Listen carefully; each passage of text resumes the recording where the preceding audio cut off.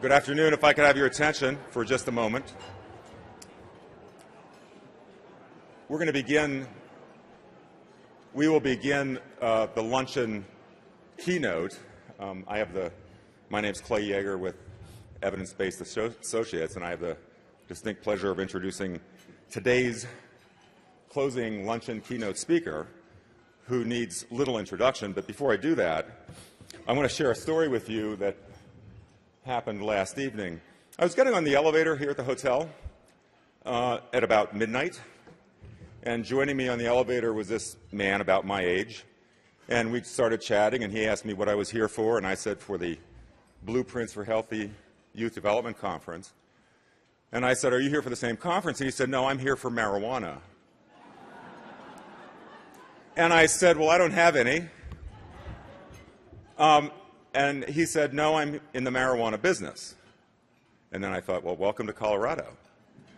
And he told me he works for a company in Texas that is in the business of marketing, manufacturing, and distributing marijuana, and that there was a conference going on at this very hotel. And I said, well, think about that irony. Now, this was all going on between the lobby floor and the 6th floor of the hotel. And he explained to me that there are currently 14 companies on Wall Street, on the stock market, that are selling and trading in marijuana stock. And of course, I thought that gives new meaning to watching the news every night and finding out the market high for the day. But then it occurred to me, well, welcome to Colorado and welcome to Denver, and here we have, only in America can we have the conference on healthy development of young people, of youth, along with sharing space with the cannabis companies of America on the same day. He left the elevator carrying his very large bag of Doritos, and we said goodnight.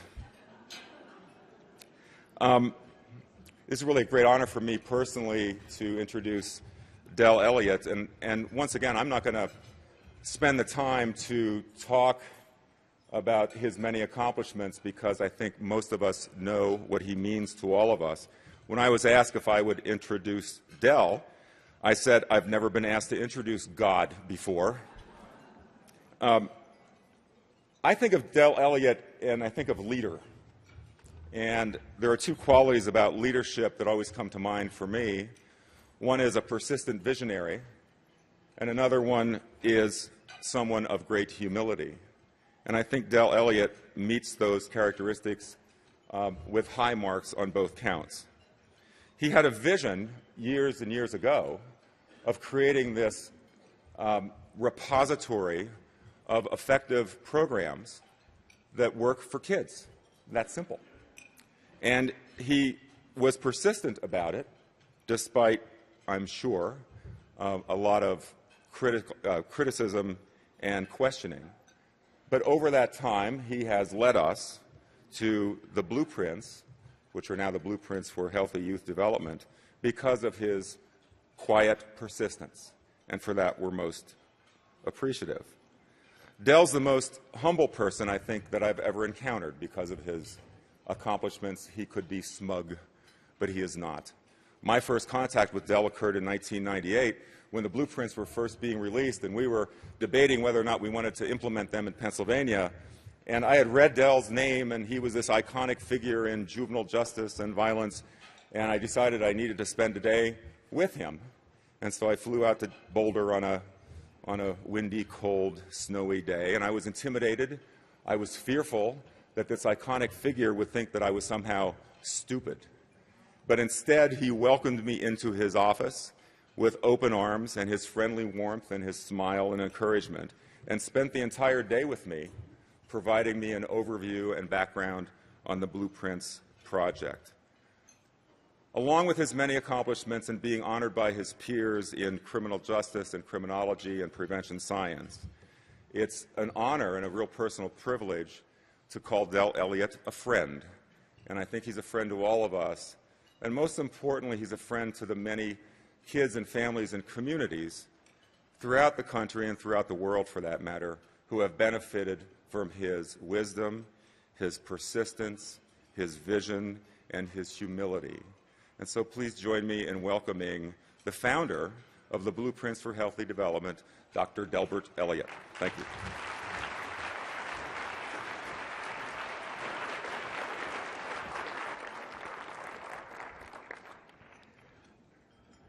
Thank you, Clay, for that generous introduction. Before we get into the presentation, first of all, I wanted to thank all of you for coming. I think in many ways, my own impression is this has been the best conference yet. And we've had 5. This is our 5th conference. And I know some of you have really been here for most of them. Just for my own interest, let me ask, how many of you have been to all 5 of our Blueprints conferences? Would you stand? It's just to give me an idea. Okay.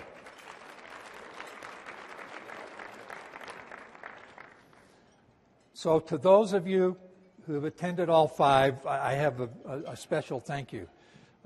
Your willingness to come here, pay your registration fees, this is a self-supporting thing for us. The university has not been particularly generous in helping us to do this, so this is a self-sustaining operation that we do.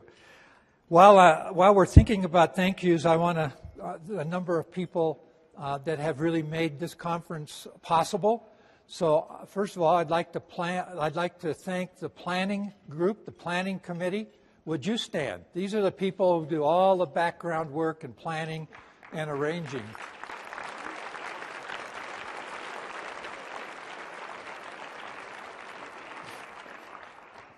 Then I'd like to thank Trios, who does a terrific job of managing what's happening here. And then our sponsors, thank MST, FFT, and it's EBA, Evans Space Associates, for your support for this conference. So all of those things go together to make what we have here possible.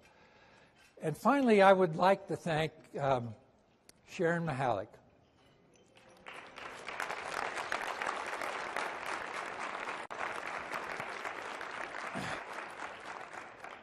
Those of you who have any direct involvement with what goes on in Blueprints know that Sharon is the one that holds all of this together. She's got a fantastic memory.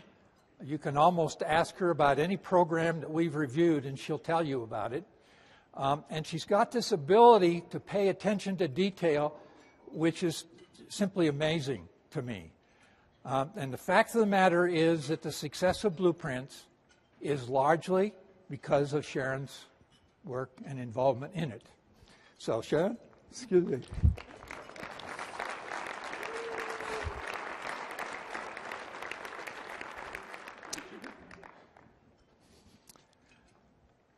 I got to the point where I've been through all of the keynote addresses and some of the presentations, and I stand before you saying that I had this great presentation all planned out. It was submitted to Sharon about 10 days ago, and now I realize that everything I have to say to you has already been said. So I apologize to you ahead of time, but I guess what that tells us is that we are together with respect to our perceptions about where we are and where we want to go. And so what I have to say is going to be, in many cases, a repeat of things that you've heard said before, probably with more care than what I'm going to say, because I'm going to be pretty blunt about where I think we are and where we need to go. So the fact of the matter is that we are in large respect past the question of what works. And I thought, Bill Bacliani really, focused on that, I think, when he talked about particularly the justice system, and we have programs that we can introduce into the justice system. So in many respects, we're past that. I just thought that I could show you, a number of lists right now, and the number of programs out there that are on various lists that are essentially certified by one agency or another as being effective programs. So the Blueprints list, which started with 10, now we've got 54 programs that are on the website as promising or model programs. The Coalition for Evidence-Based Policy has 19. OJPCrimeSolutions.gov website has 189 promising and 75 effective programs. So you can see that list. So we are, in many respects, past that question of being able to identify programs that are effective. And that leads us then to the next question, really has to do with implementation science, with the dissemination and implementation issues. I want to say that at the very beginning, with Blueprints, we talked about both parts of this issue of having some truly significant impact on the quality of life for our children and our families. That we needed more than just identifying programs. We had to be able to sell those programs, implement those programs, and we have said from the beginning that it was going to require embedding those programs in our public systems because the sustainability through grant mechanisms was not going to work.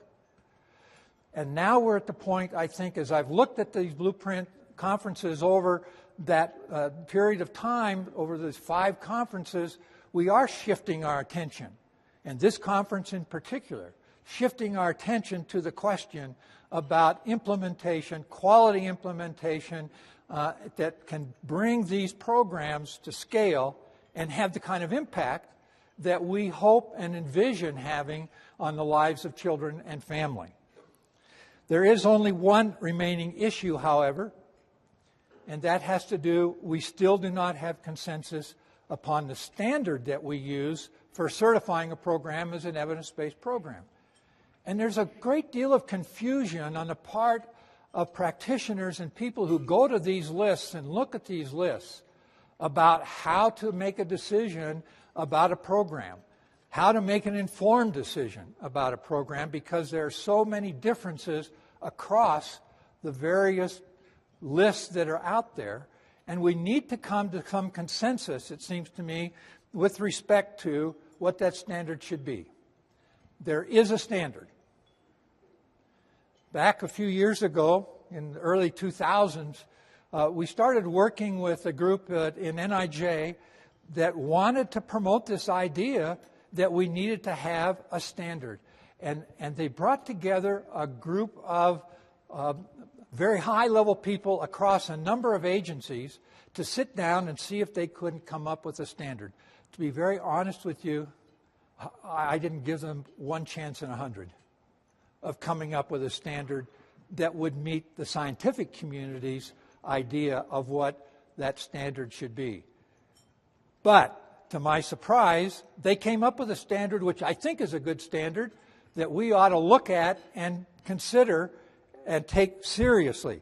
This involved people from the Justice Department, from the Department of Education, from NIDA, from SAMHSA, from the Department of Labor. It involved all of those agencies, or at least most of those agencies, which are involved in the kinds of programs, delivering the kind of programs that we're talking about. And they came to consensus on what that standard should be. First of all, it required, as an initial evaluation and experimental design, randomized controlled trial, that it needed to be a sustained effect for at least 1 year. Is this looking familiar to you? That there should be at least one independent replication. And I put the focus upon independent. Not just that there are 2 randomized controlled trials, that there are 2 trials, but that one of the trials had to be conducted by someone who is independent of the developers. What we know, and I'm sure you know, is that the effect size that's generated by the developers evaluating their own programs are inflated. And when it comes to implementing that, scaling that program up, we know right off that there's an inflated effect by the developers only doing the evaluation. So Mark Lipsey and Steve Oss, when they do meta-analyses, if all of the studies involve the developers, then they discount the effect size by 50%, which tells you that there's a significant effect there. So that's a criteria that they built in. Third, that those RCTs had to adequately address the threats to internal validity and that there were no known health compromising side effects. So that's a standard. That's a standard that was proposed by that coalition. It's called the Working Group on What Works, the Federal Working Group on What Works, and that's the standard which they proposed. And I believe it's a good standard. This would be the classification that they proposed based upon that standard. Model programs would have to meet all of those conditions. An effective program would be a program that met all the conditions but lacked that independence criteria. And then you get promising, inconclusive, ineffective, and harmful as being other classifications. And they were clear to point out, and I think that's important, that it takes the same level of evidence to say a program doesn't work as it does to say a program does work.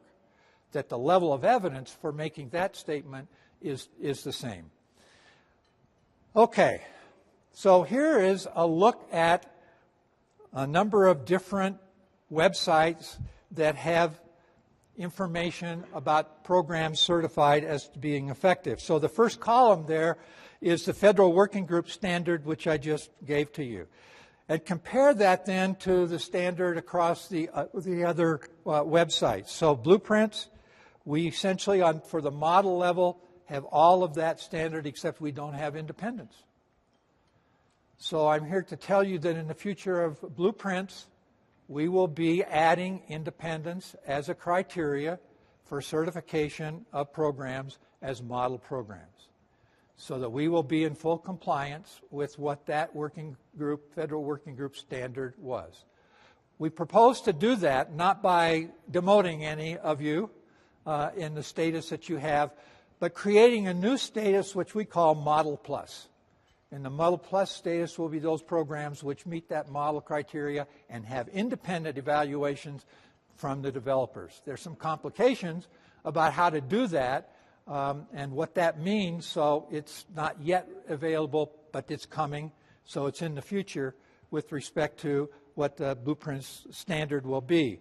Compare that with the rest of these. The Coalition for Evidence-Based Practices, CDC's list, Office of Juvenile Justice and Delinquency Prevention Model Program Guide, governmentsolutions.gov, the OJP website, and NREP websites. So if you look at that, and we've simply dichotomized whether they require that standard or not, you will see that there are virtually no's across almost all of those columns for the other agencies. Well, what this says to me is that in general, the standard which is being implied is too low. Particularly if we are talking about scaling up and putting these programs into our public systems with some hope that it's going to have a significant impact on the quality of services which are delivered and the outcomes that we're interested in implying. I worry that the standard is not high enough. We say to you, promising programs on our list are not ready to take the scale. They don't have the quality of evidence that we need to implement them in our systems at that level. Only the model programs should we think about promoting at that level. Because I worry we will lose the credibility we have if we start putting too many programs out there that only fail and we call them evidence-based programs. So I am pushing, personally, for a high standard, and I think we ought to be thinking about elevating that standard as we get more and more and more quality evaluations and evidence that's available to us. So Biglin and Oglin were reviewing those lists, and they say professional organization and federal agency listing evidence-based programs are failing to meet their responsibilities to protect practitioners and clients from ineffective programs and practices. That's a real problem. Then we have the IOM report on healthcare that notes that a significant proportion of evidence-based reviews lack scientific rigor and fail to address client, practitioner, and funder needs for current, trustworthy information about program effectiveness.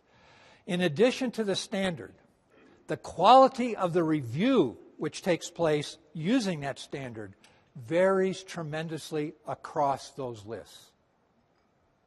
And that's a separate issue. So it's one thing to have a standard. It's another to have a quality review which adheres to that standard and really is a rigorous kind of review. So that's the one issue that remains. We need to come to consensus upon the standard. I think we have a standard that we ought to argue for that has the backing of that federal working group with representatives from all of those agencies participating in that decision. So I think we have a standard, and we should be promoting that standard. Okay, to the new focus, which is upon intervention science. And that's an issue which I think we saw a lot of highlighting on the part of the speakers who have delivered our keynote addresses up to this point in time. And that leads us then to the question of how to upgrade public system portfolios with evidence-based programs to make them more effective and cost-effective.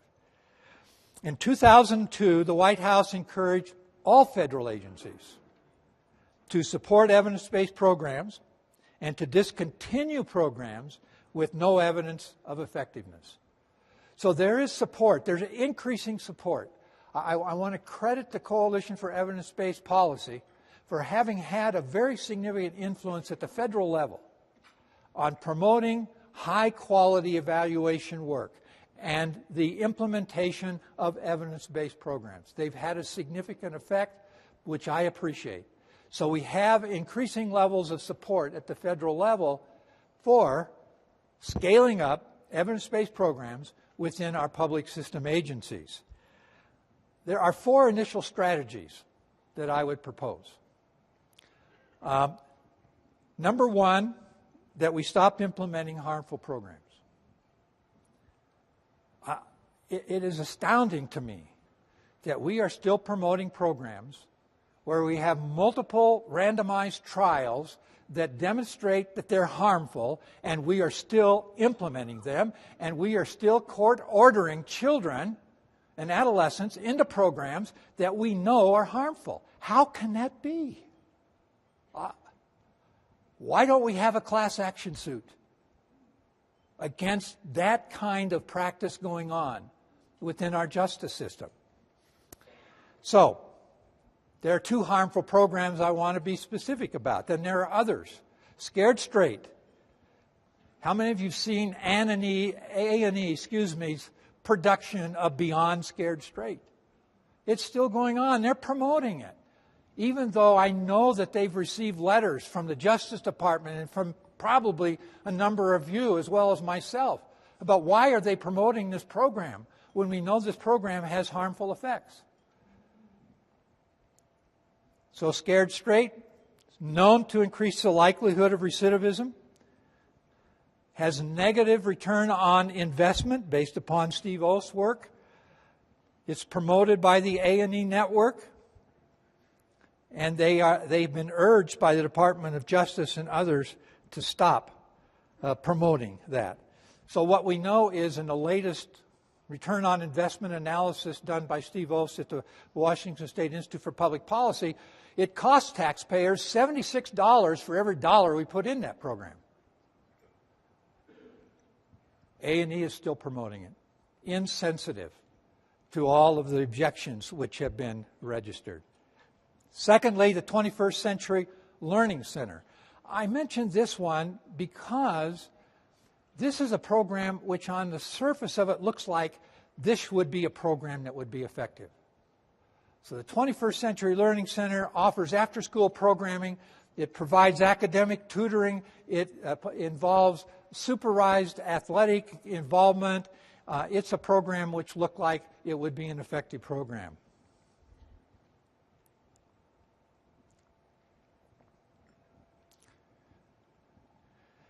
Sorry. Trying to catch up here. Oops. Here we go. Okay, so the National Evaluation of Scared Straight revealed negative effects on multiple types of behavior, suspensions, disciplinary actions, etc. No differences on academic outcomes. And that finding has been replicated by 2 other national or large-scale evaluations. That program serves an average of 1 million students per year and has been funded every year since 1998 through the appropriations for 2014. The average federal authorization after 2005, when the first national evaluation report was available, has been $1 billion a year. We're spending $1 billion a year on a program which we've demonstrated has no effect. In order to be clear, it did have a positive effect in the sense that the students felt safer at school. But the general objectives of that program were not achieved at a tremendous cost to us as taxpayers in this country. The level of penetration, which others have mentioned, is very minimal yet, I think. So the great majority of children, adolescents, and family prevention programs that are currently being implemented have no evidence of their effectiveness. I need to be careful. In many cases, we have no idea whether those programs are or are not effective. We just don't know. On the other hand, we ought to be, if nothing else, investigating those programs to see whether they are or are not effective. About 10% of child public health service agencies are implementing evidence-based programs, and I'm using evidence-based here in a pretty broad sense. Less than 10% of drug, bullying, and violence prevention programs in schools are evidence-based, and we know that only half of those are being implemented with fidelity.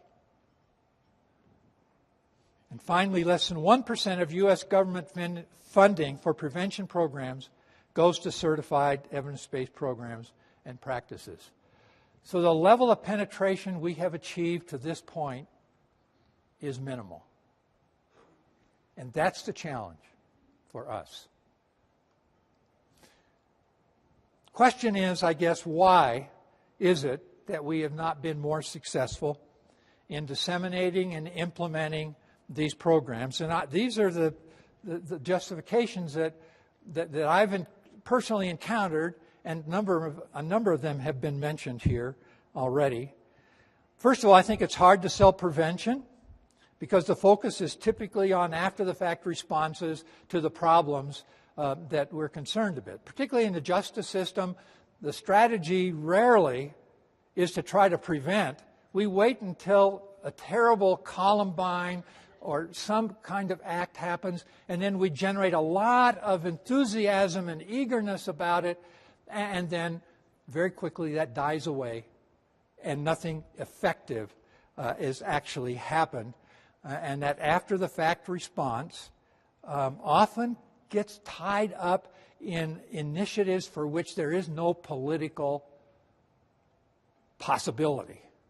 So after Sandy Hook, we had an opportunity to actually have a significant impact on changing the availability of mental health services and good, effective programs, violence prevention programs in our schools. That got totally lost around the gun debate, which was going nowhere, and we lost all of the political capital we might have had to do some effective change because we wasted it all on that particular issue. And I am very concerned about the levels of guns and the utilization of guns. Don't interpret that comment as being I'm not in favor of doing something that would try to control the access to guns and the effectiveness of intervention prevention programs that would prevent that. Secondly, current initiatives for public systems are based upon the number of clients served, the bed count, rather than on reductions in problem behavior. This is a very critical issue and one which we will have great difficulty changing, because this is the basic philosophy and structure of our public systems, that rewards and incentives are based upon the number of clients served, not upon the outcomes, not upon improvement in their well-being. And that's a critical issue. And it makes it difficult for us to implement programs, because it involves a wholesale change of the philosophy and the basic structure of how funds are allocated to these programs. Real costs are associated with closing down existing systems. I don't think we should underestimate the difficulty that's involved here. It involves people losing jobs, or it could. It doesn't have to, but it could. There are real costs in changing the philosophy and retraining people. The initial costs for implementing evidence-based programs, the demands for fidelity. I don't think we should underestimate these as real barriers to the implementation of evidence-based programs in our public systems. Then there's confusion about what evidence-based means. A couple of my colleagues believe we ought to drop that term because its meaning has become so diffuse. I think we should stick with it, but we should try to be very, very, very clear and specific about what we mean when we talk about an evidence-based program. Then the fact of the matter is that politics and parochial judgments often trump research. There are people like Shapiro, who is promoting Scared Straight and Beyond Scared Straight, who believe that their own personal judgments about something are more valuable and more valid than all of that research out there with multiple randomized controlled trials. That there is a pushback, that there are people who say, don't show me all of that evidence, I don't believe in it, I know that this works. So there's increasing professional resistance to evidence-based program and practices. And then finally, I think that we have a limited investment in leadership training about the value and use of evidence-based programs. I think it's critical that we begin to think about the next generation of leaders, and we think now about starting to train them and informing them about the value of evidence-based programs and the real gains that are available to us in the lives of children and families if we were to implement that. So two things there seem to me to be important. One, convincing our future leaders about the validity of making data-based decisions, collecting data and using those data for making decisions about programs and policies and practices. And secondly, I think we need to also convince them that we ought to be looking at data around outcomes as the basis for decision making rather than around counts of clients. Okay, so we do have a number of really promising things, and you've heard a number of those today. Brian Baumgartner's work going on in the state of Pennsylvania in implementing communities that care model there, and some pretty dramatic results.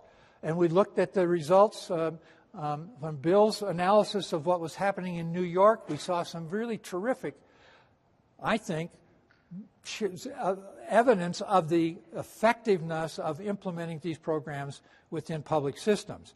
I want to just talk about three that I think we have good evidence for. First, Communities That Care, which, as you know, is a program that's been evaluated with the randomized controlled trial and is a program on the Blueprints list. So this is a community-level, evidence-based program delivery system.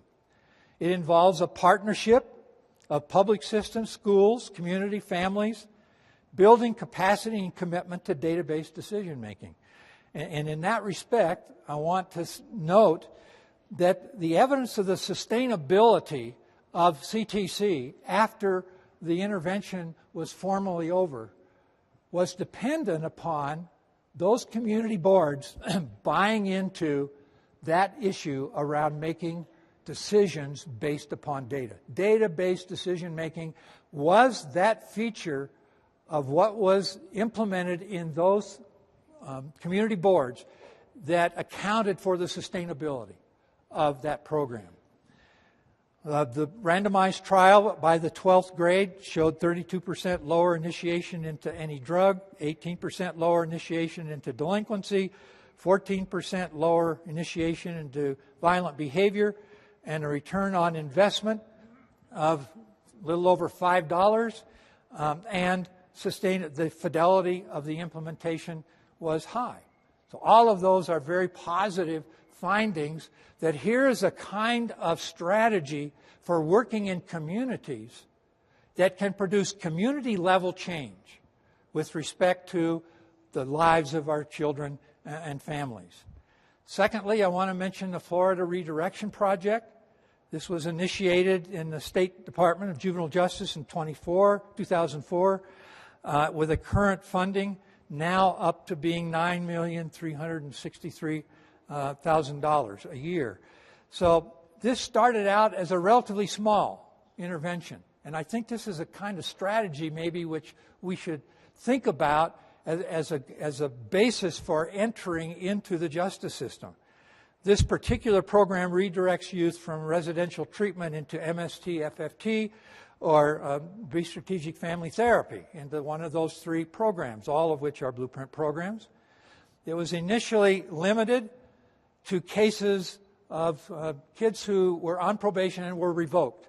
And instead of sending them back into the correctional facility, they were sent to one of these three, initially MST and FFT, and then later to brief strategic family therapy. And it started out in a relatively small way, but it's now been expanded to 18 of the 20 judicial circuits in the state of Florida. The cost savings are about $30,000 per kid. Total savings to the state since 2004 of $211 million. And that was based upon a 20% decrease in rearrest. And this, I think, is fairly typical of the level of reductions we get from evidence-based programs. I want to reiterate that our effect sizes are relatively modest. But the impact of a relatively modest effect size can be a huge effect at the level when we scale it up. And so we get a 20% decrease in rearrest, leading to $211 million savings to the taxpayers in the state of Florida based upon that program. Then the third example is the Washington State evidence-based systems, in which in the justice system there, the juvenile justice system, they are essentially implementing a series of evidence-based programs in their portfolio. So in 1997, the Washington State Institute for Public Policy was asked to identify evidence-based, cost-effective programs. Based upon the successful implementation of those programs, the legislature subsequently canceled their plans to build a new state prison. Because of the reductions in the recidivism rates that they could document were taking place within the juvenile justice system, they determined that they did not need to have that state prison, which they had on the planning. It was all planned and ready to start the implementation. They have subsequently, because of that success, asked Steve Oss and the Washington State Institute for Public Policy to take that same initiative with respect now to these other systems, to the educational systems, K-5, to child welfare, to mental health, to substance abuse, and public health systems. So now they are reaching out broadly into all of those public systems which are serving children and family in the state to apply this same kind of strategy, and with, I think, the same expectancy with respect to positive effects. So the return on information that is available at that website, you can look there. I think that they've done a real service to the evidence-based practice field by publishing the return on information data on a wide range of evidence-based programs, which are currently being available, not always in the state of Washington. This was the evidence that they presented that led the legislature to cancel the construction of the new state prison. So you can see that the upfront costs actually exceeded the benefit. It took 4 years in this particular analysis before you broke even, where the benefits matched the cost. But you can see the projection out to 2030, and by 2030, the state will be realizing a savings of over $400 million a year on the basis of implementing this portfolio of evidence-based programs within their justice system. Okay, so what are we doing as a Blueprints initiative to facilitate this scaling up of evidence-based programs into our public systems?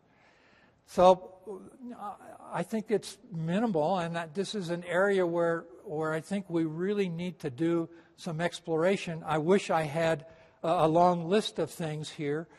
We took on our initial task of being able to provide to provisioners, to public systems, the kind of information that would facilitate their making an informed decision about what kinds of programs they might implement within their particular system. And this involves more than the fact that this is an evidence-based program. And the issues around fit, whether there is a program available that actually fits the need of that particular system, is a critical question, along with costs, benefits, the resources which are required to implement a particular program. All of that information we're trying to provide on the website so an informed decision can be made by somebody who's searching for an effective program. We are trying to provide a wider range of tools which are available for assessing community and system needs, the assessment and measurement of risk and protective factors and profiles. And we have recently developed what we call a policy team, which is a group of us that are meeting together to think about how it is that we can more effectively market and disseminate evidence-based programs and successfully implement these programs within our public systems. So at this point, those are the things which are currently underway within the Blueprints initiative that we think will foster a higher level of penetration of evidence-based programs into our public systems.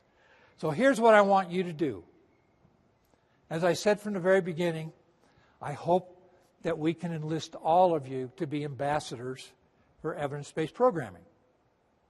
We've shown some real positive effects of implementing these kind of programs in communities and in our public systems. So, number one, we want you to become an advocate in your community, in your agency, for evidence-based programs and practices. That involves, in part, also building partnerships with other agencies. All of you are involved in networks of other agencies and others who are working in these particular areas. And we want to encourage you to build partnerships to those other agencies to support evidence-based programs. We want to encourage system-level use. The survival and sustainability of this initiative, evidence-based initiative, depends upon success in doing that. As I said before, we cannot sustain this effort through grant-funded initiatives. We really need these programs to be implemented within our systems. I want to caution about overselling what we're promoting. That's why I pointed out that most of the effect sizes that we see are modest effect sizes. So 20% is really at the more toward the higher end of the effect sizes we see on reductions in recidivism that are related to these programs. So it's important not to oversell what these programs can accomplish. So let's be realistic. Let's be honest. Let's say this is what you can expect if you implement these programs, and give them an idea of something which is really attainable. So that's a critical issue, I think. Third, I hope we can all commit to doing no harm. We need something like a Hippocratic Oath for our public service agencies, that we will agree we will not implement programs which are iatrogenic. And then promote the blueprints as a consumer report or Federal Drug Administration type of certification and registry of evidence-based programs. And I think the Blueprints Registry has got the highest standard, and so we ought to go there first. But in any case, if we can just get a commitment to evidence-based programs and to that philosophy, that's critical. And then finally, I encourage you to partner with our evidence-based policy team if you've got ideas about that. We're working on a more effective way for disseminating and implementing evidence-based programs around the world as well as in the United States. So that's it. So it's my hope that you're all on board, you're here, and that we can count on all of you to be supporters and advocates for evidence-based programming in this country. We have a common goal. I think we're all together on that our ultimate purpose is to improve the quality of the lives of our children and families and for a healthy, positive course of development for all of the children in this country. Okay, thank you.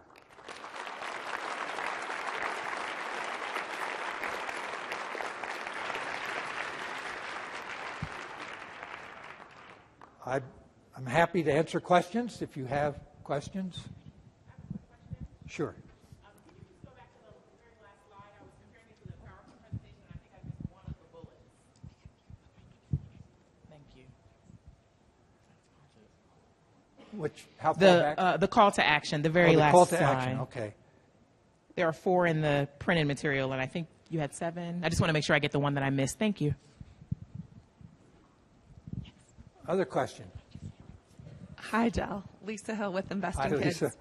Kids. Will you talk a little bit more about the criteria and where you think longitudinal outcomes play a role? Because we struggle as an organization looking at your very definition to appreciate that it is or isn't necessary to have more than that 1-year follow-up. So can you talk a little bit more about your level of comfort with that 1 year being the sort of requirement, if you will, and is that to your satisfaction? It sounds like overall the list is to your satisfaction, but will you talk about, because we struggle with that as an organization looking to decide which programs for which we want to advocate, very much wanting longitudinal studies that go well beyond that 1 year and not appreciating where that cutoff should be. Can you talk more about that one point? Right. In some sense, a 1-year follow-up is somewhat arbitrary, although in most cases when we look at studies that do have follow-ups, they tend to be follow-ups on some kind of an annual basis. So some of our programs, Nurse Family Partnership has follow-up data from the age of 2 clear up into high school and later. So the issue here for us has to do with the sustainability of the effect. What we know is that a number of programs have an immediate effect, and that effect then is lost very quickly.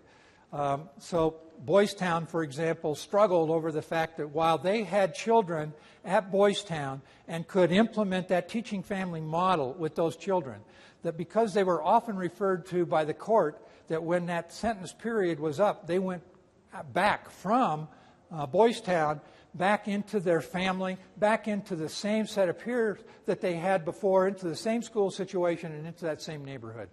And what they learned was that within 6 months, those effects were gone. And that shouldn't be a surprise because the whole reinforcement structure changed very drastically as they left that treatment context back into the context which precipitated all of those difficulties to begin with. That's the thing that we want to avoid. So we want to see some evidence that the effect that is achieved in that intervention is an effect which will persist when you leave that treatment setting or when that treatment intervention ends. We think that's important at the model level. It's not a requirement for promising, but it is a requirement for promising. And I acknowledge that that's not a requirement on any of the other lists other than the coalition. They don't require that. I do think it's a scientific principle that we can rely upon with respect to how we weigh evidence. I don't know if that answers your question.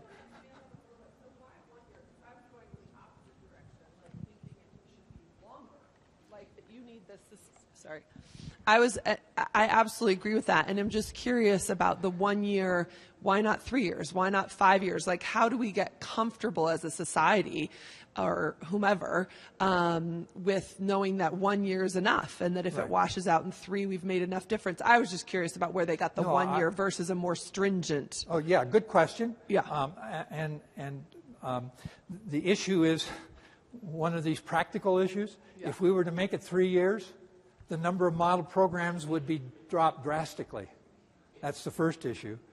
The second issue is that there is some evidence, for example, that if we can simply delay the onset of certain kinds of problem behaviors, that has significant longer-term impacts. Even though, for example, substance use, we know that if we can delay the onset of substance use into the adult years after the age of 18, for example, its effect upon that other set of problem behaviors which that go along with the early onset of substance use don't happen. So in some cases, a delay of 1 year can have a significant impact. So that's another issue why we stick with the lower level rather than with the higher level. Of course, we would like it to be a sustained effect for the rest of the life, affecting the whole life course trajectory. But in some cases, even if we can see a short-term sustained effect, that's also has a positive effect. So I think those are the answers. Part of it's practical.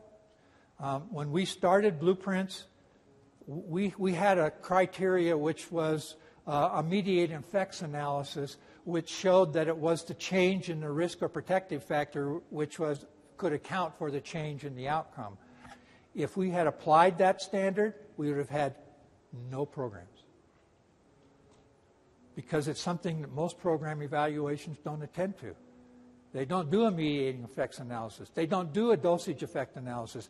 The fact of the matter is the research that's available, I think, is such that we can't apply that longer standard and have programs, a number of programs that we would say are available for a scale-up. Yes?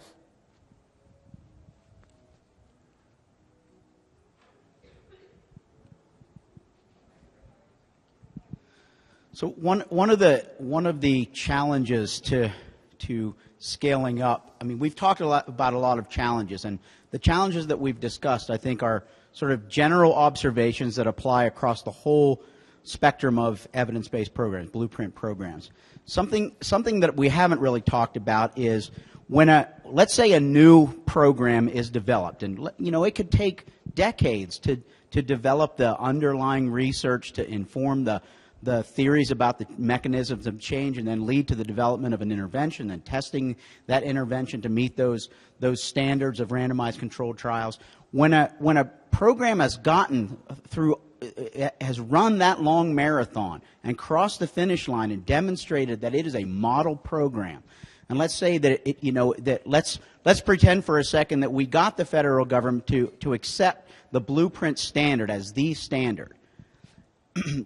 Whose responsibility is it then to take that program and get it ready to go to scale? I mean, that's a really big deal to be able to say, okay, now we've got a program that has met the absolute most stringent criteria, and so we think that warrants its widespread dissemination across whole states, across the whole country. I think that the conventional wisdom has always been, and continues to be, that it is the responsibility of the developer of that program to somehow figure out how to fund and create that scale. What do you think about that? Is that correct? Should we continue to think that way?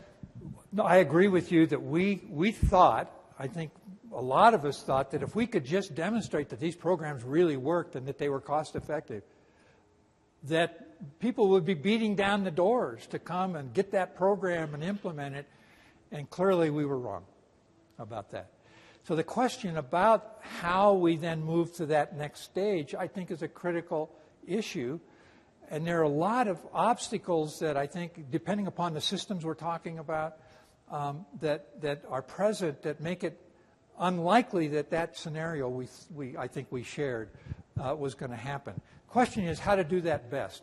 And I do think that what Bill recommended as an intermediary organization is the better strategy and the better way to go. And that we need to have an organization that is really dedicated to the dissemination and implementation process.